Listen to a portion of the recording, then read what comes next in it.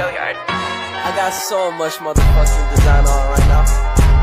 Break it down, bring it back, make it clap. I got 3 old thoughts, new block, where that thing. Bitches on my line, and you know. Assalamualaikum warahmatullahi wabarakatuh. Kami dari kelompok 2 akan mempresentasikan dengan judul Sejarah Bangsa Arab Sebelum Islam. Sebelumnya, perkenalkan, nama saya Rian Saputra sebagai moderator dan pemateri pertama. Dan perkenalkan, samping saya ada Muhammad Gilang Ramadan, dan di samping saya ada Muhammad Yogi Hermanto. Baik, saya Rian Saputra, pemateri pertama. Kami akan membahas geografi Semenanjung Arabia. Semenanjung Arabia terletak di Asia Barat, luasnya sekitar 1027 persegi, sebagian besar ditutupi padang pasir dan merupakan salah satu tempat terpanas di dunia. Semenanjung Arabia terletak atas 2 bagian. Bagian pertama, daerah pedalaman, merupakan daerah yang sangat sedikit penduduk dan daerah tersebut sangat tandus. Dan kedua, daerah yang dituruni hujan, daerah pantai di pinggir laut. Di bagian tengah selatan hujan turun teratur sehingga subur ditanami, yaitu daerah Jazirah, Yaman, Hadramaut, Oman, dan Bahrain. Yang kedua, asal usul bangsa Arab.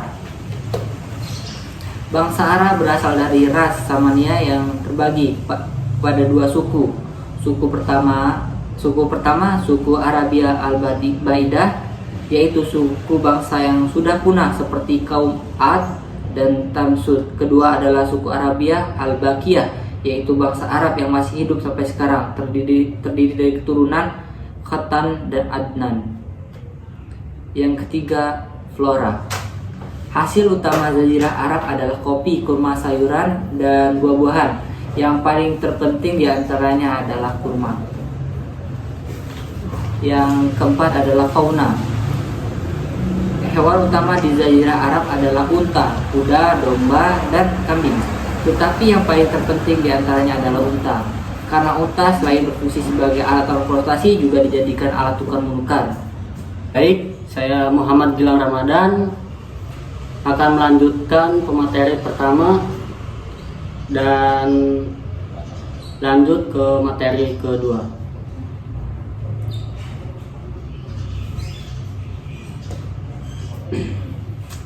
Watak bangsa Arab.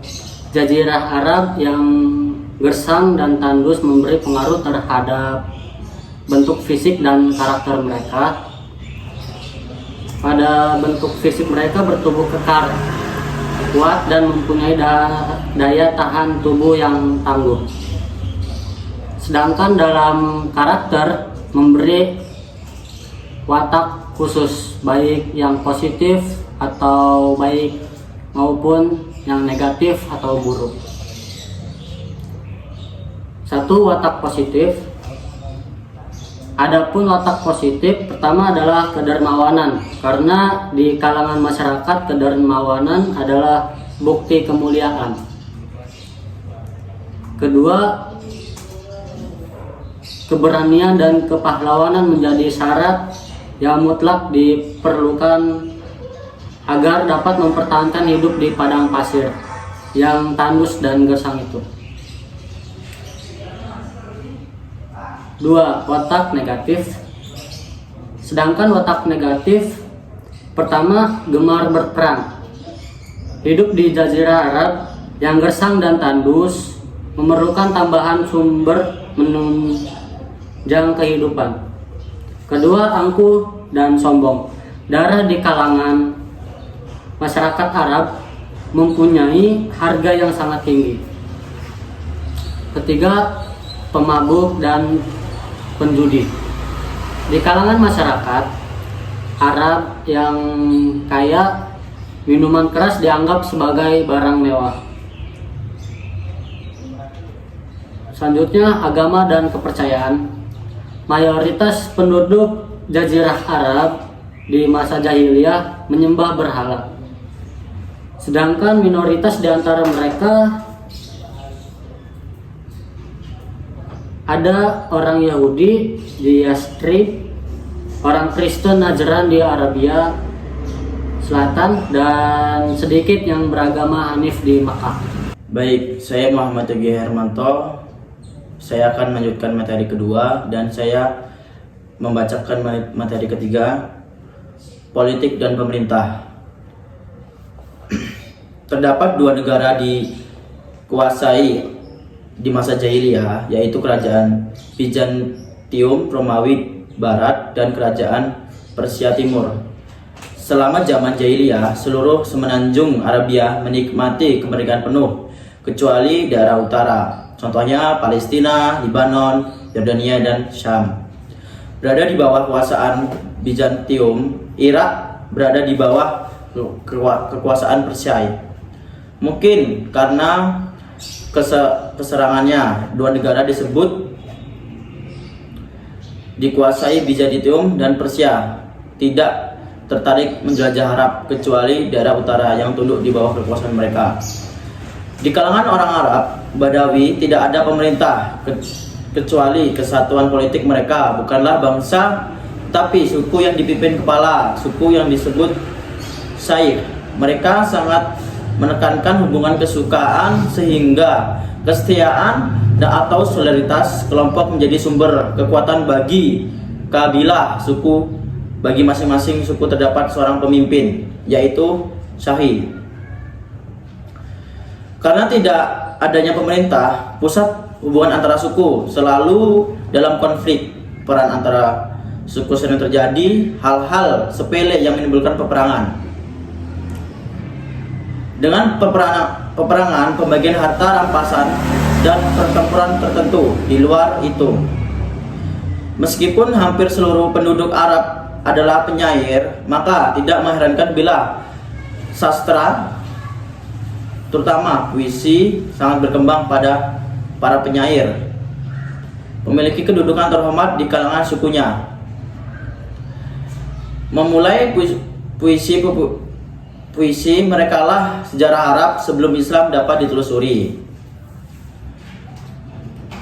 Pada saat Banu Jurhum dikuasai di Mekah, Banu Ju'ah datang ke Mekah dari Arab Selatan. Ketika Banu Jurhum tenggelam dan menikmati hidup, dimanfaatkan suku Huja'ah untuk merebut kekuasaan dari tangan Banu Jurhum. Terpaksa Banu Jurhum meninggalkan Mekah bersama-sama dengan anak Nabi Ismail. Kedua gubernur Syam bernama Arba'ah beragama Kristen dari Yaman datang ke Mekah hendak memindahkan Ka'bah ke Yaman atau menghancurkan. Dia datang dengan pasukan mengendarai gajah sehingga tahun ini disebut tahun gajah.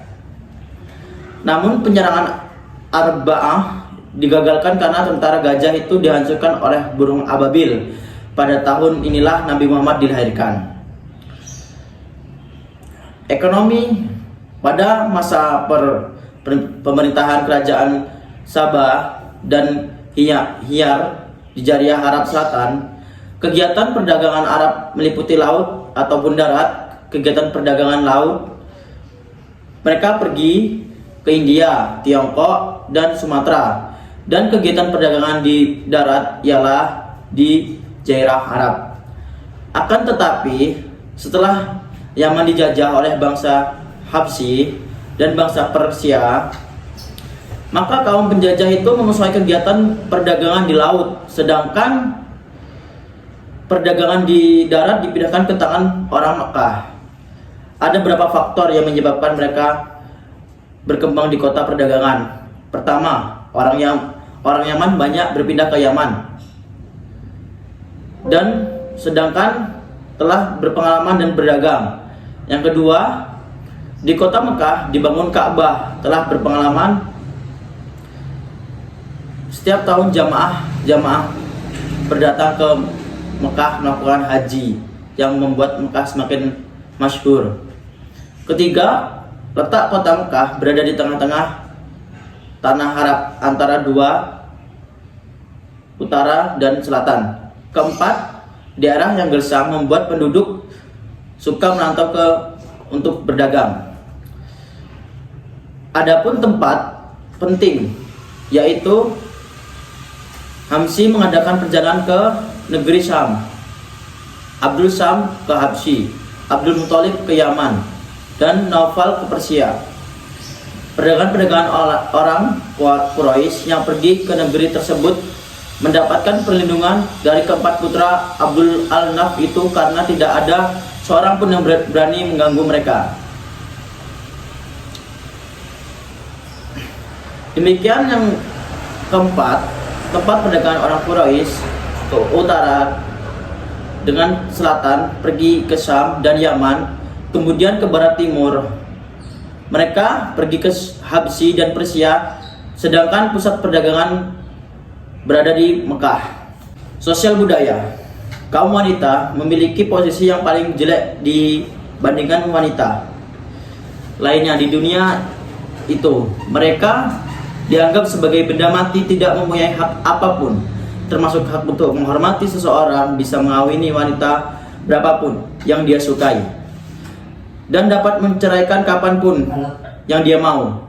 Bila seseorang ayah diberitahu bahwa anak yang lahir seorang wanita, dia akan bercampur marah.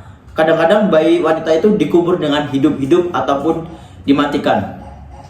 Kehidupan yang keras menantang dorong untuk memiliki anak laki-laki saja, walaupun begitu tidak semua perempuan mereka bunuh. Lembaga perkawinan tidak teratur. Wanita boleh menikah dengan lebih dari satu orang lelaki atau polyandry. Sedangkan wanita bersuami memperbolehkan suaminya berhubungan dengan wanita lain untuk memperoleh keturunan. Ibu tiri kadang-kadang dikawin dengan anak tirinya. Saudara laki-laki terkadang mengawini saudara perempuannya. Gadis-gadis nakal terbiasa pergi ke daerah pinggiran untuk bersenang-senang dengan laki lainnya. Wanita tidak ada hak waris baik dari suaminya maupun ayahnya. Dalam bidang budaya bahasa Arab, terkenal dengan kefasihannya lidahnya, ciri khas manusianya. Ideal bangsa Arab adalah kefasihan lidah, pengetahuan tentang senjata, dan kemahirannya menggunakan kuda. Maka tidak mengherankan bila seni sastra, terutama puisi, sangat berkembang di pesat di kala itu. Sekian, terima kasih pembahasan dari saya. Baik, itu tadi presentasi dari kelompok kami. Kami akhiri. Wassalamualaikum warahmatullahi wabarakatuh.